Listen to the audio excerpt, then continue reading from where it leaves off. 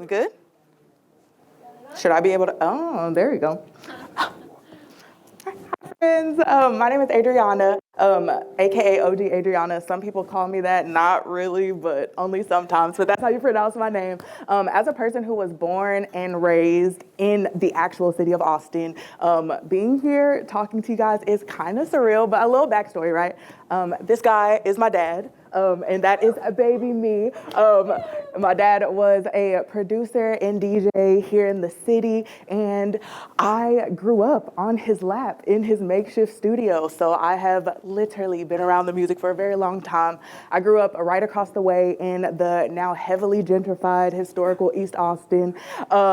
And my dad made a studio in the back of my aunt's cute little green house where him and all of his homies would come and make and listen to all types of music at all times of day. Like anytime I was at that house, I was surrounded by crazy musicians all the time. And then life kind of happened. I kind of grew up. My dad kind of slowly stopped pursuing music in the fashion that he was.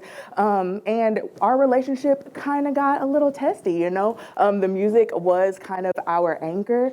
But fast forward to 2021, post all of that crazy pandemic, I found myself back here in the city from my college town, and I saw that there were so many changes that I am still not comfortable with. So I wanted to do something to kind of restore culture. So I decided to make a podcast.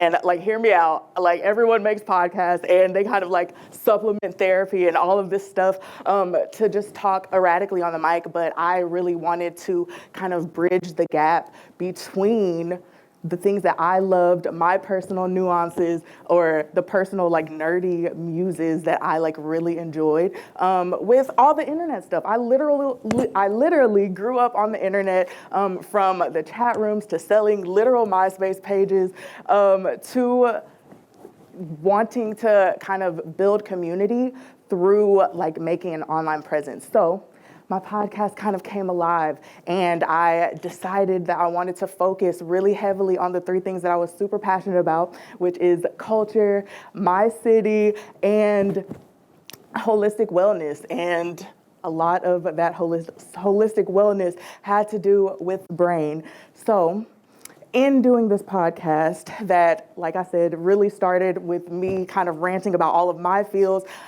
I somehow started talking to lots of crazy artists, right? Again, and it kind of all started with a very pivotal interview in my podcasting career with a local artist by the name of Jedi 512. We had a very candid conversation about all of his feels in mental health and things like that. And I kind of dived first into my journalism bag, and the floodgates of local indie rappers kind of opened up for me, and I started talking to all of these artists and finding that there were like three things that really, really stood out as being this connection point for these artists. The first one being that there were no sustainable solutions surrounding mental health, and that was like often lost upon in Black creative communities. Although, you know, mental health is like this buzzword for us in society, we were not talking about it in hip hop. It was not a thing, but I noticed that these people really needed to talk about it, and they kind of used my platform to dump all of that on me, which I didn't mind. Like, it was kind of cute, right? But the second commonality that I noticed with talking to these artists, that artists are broke. There is literally no money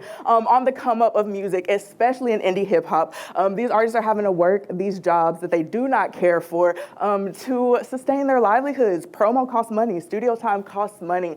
So more organizations such as like Doll Hills that really uplift artists and kind of ease that financial burden are definitely necessary.